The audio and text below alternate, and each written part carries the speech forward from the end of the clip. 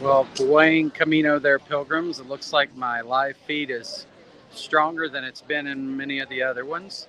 But I know this is pretty early for most of you that are in the United States, and this is a pretty early video. But I wanted to go ahead and do this one as a live video as well.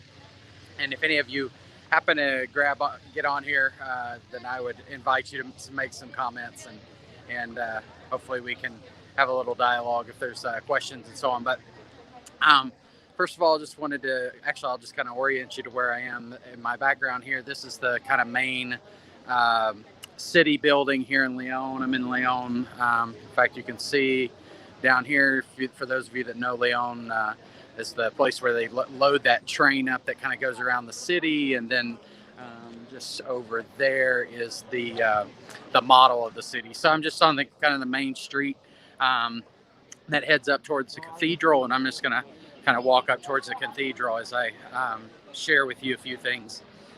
I will say as I walk, I'll encourage you to pay attention to the people behind me, people around me. Some of you have wondered about how COVID is affecting Spaniards and so on. And, you know, even though Spain had now lifted the mask mandate while you're outdoors, you'll notice here in the city that many people are still wearing their mask. It's not required by law anymore, but many people are doing it. And I'm actually wearing it most of the time too when I'm not filming like this, even though it makes it even harder for people to understand my terrible Spanish pronunciation. But anyway, so just a few updates for you, as this is kind of my last and final update as I head home today, actually getting a train today to Madrid and then a plane home. But this was, I think the last time I updated you was 3 days ago. I was leaving San Nicolas, and I had to walk. So let me say, San Nicolas, I had this wonderful day there. I did that live update for you.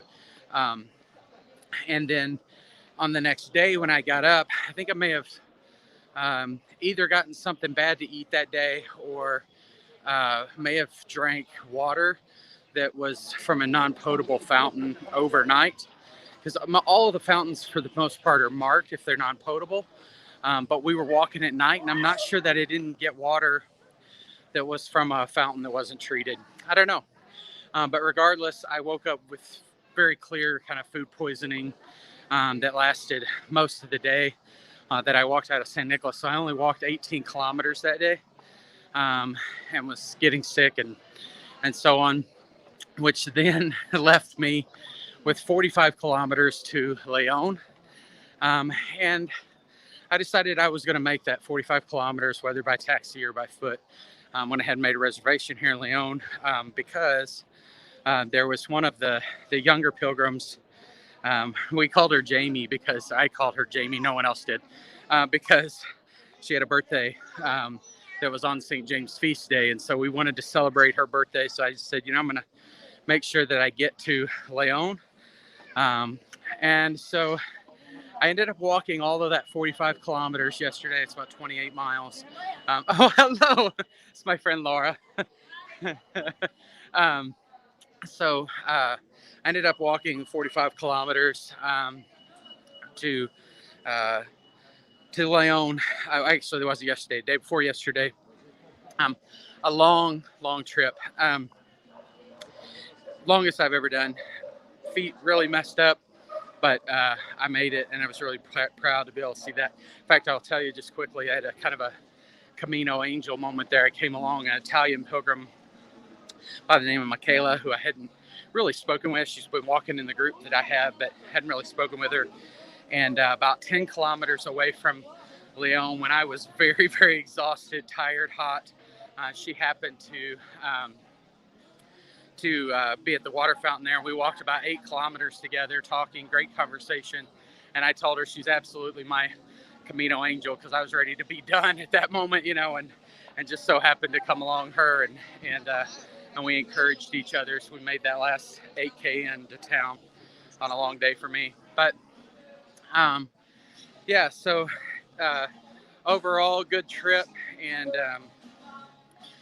did some long mileage there. I guess I should say, within that night, had a chance to come into um, uh, come into um, a birthday party for little Nora from Italy. She was having her 20th birthday, and uh, had a chance to celebrate with her, which was really awesome. And in fact, one of the most beautiful parts of that, it's kind of hard to think about how you celebrate birthday for friends you just met out here and so on.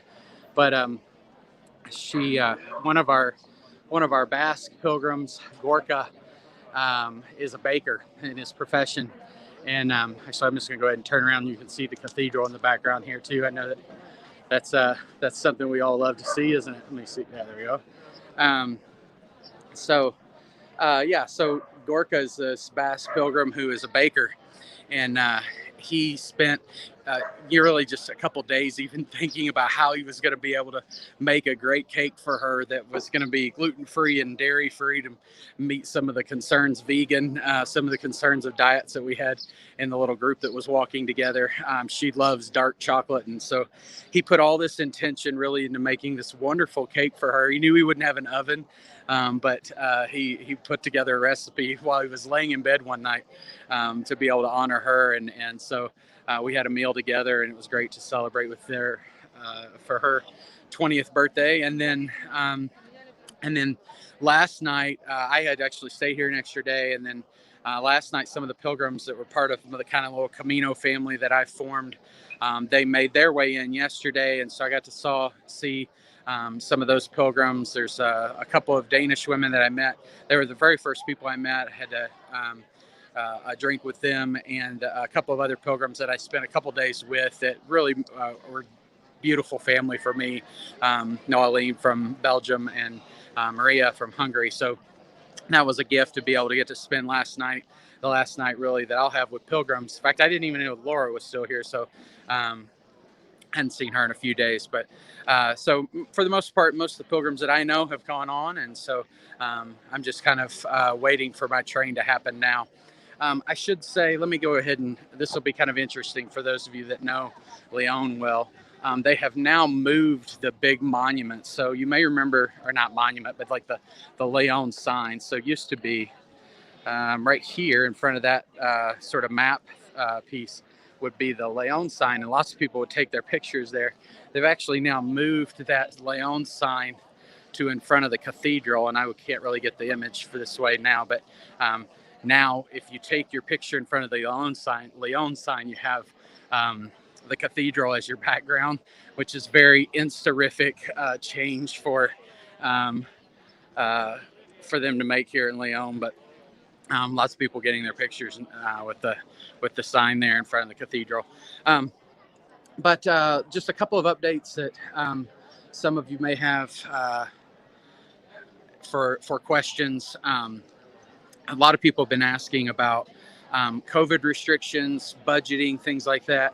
So I'll just answer a couple of things of thoughts about that. First of all, about budget. My experience was that the albergas could be as much as 50% higher.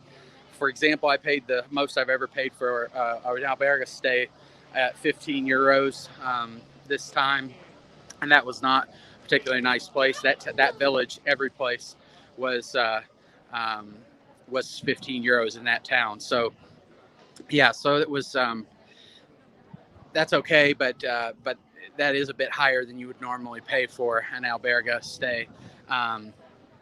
And I think probably other budgets. I did notice that particularly in the cities, it seems like that some of the prices in the bars and stuff had gone up. So like coffee and sandwiches and things like that were probably a little higher than I would expect from Camino Frances experience in the past. But nothing exorbitant. When I'm saying higher, I mean, an item that might have been 3 would now be 4 or something like that. It wasn't a lot higher, but I did notice the prices a bit higher. Some of the Spanish commented that prices were higher as well. So I think prices might have gone up a little bit in some of the villages and bars and stuff, but it's not particularly significant. I think not something to worry about. But otherwise, I'd say that budgets, if you would just, I would maybe put an extra €6 or €8 in per day. That might be important for you to be able to make the way right now during this kind of unique time. So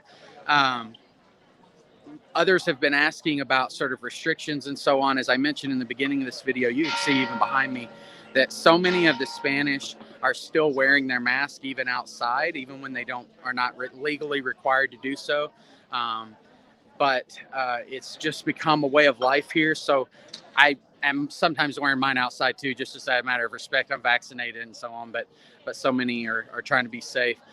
There have been some reports, for example, like in Finisterre, I heard that now they're requiring vaccination to get into bars. You can still eat on the terrace, I guess, but you know, there are some places that are starting to tighten up some restrictions. As of right now, I don't think there's a lot of travel concerns yet, but that certainly could change in the coming weeks. So just continue to watch that. But I think when you're actually here on the way, we don't really have a lot of concerns, I think, on the pilgrimage. In the cities, people are wearing their masks when they walk in and out of bars, when they walk into hostels, when they're close together with one another. I do think that it's important you probably wear your mask when you go into a hostel, when you go into a bar, restaurant, but for the most part, people are not wearing those. Like, I didn't notice people wearing them ever in the albergues, for example, after they had checked in. People are not wearing their mask when they sit around a table and eating together. So, you know, it's not as if you're going to spend your entire pilgrimage wearing a mask. So I think if that's a concern for you, it probably doesn't need to be a main concern. That may be all the questions that I've seen come up commonly. Um, uh, yeah. So anyway, for me, I think one of the things that I would say was a big difference. I'll turn, or you can see the little train coming through here, giving the tours of Leon. I think many pilgrims kind of think that's kind of funny that you'd have a city tour going by train while we walk so far. But anyway, so I think for me, this pilgrimage was very different than some of the group pilgrimages that I've walked. You know, I've shared with you all that I have always walked Camino Frances, in part because, well, mostly because when I'm bringing groups, the other pilgrimage routes really can't sustain large groups of people coming on the way together, and I'm leading groups of sometimes as many as 30 pilgrims, and so it's really impossible to be able to do that on many of the other routes. Where here on Camino Frances, particularly when I bring students. Usually I'm bringing university students to walk from Astorga to Santiago. We have the resources here to do that. So for me, I don't get to walk some of these other routes as long as I'm bringing groups to do that. And even this little section of the trail is one that I've never walked. So I had never walked from Logroño to Leon.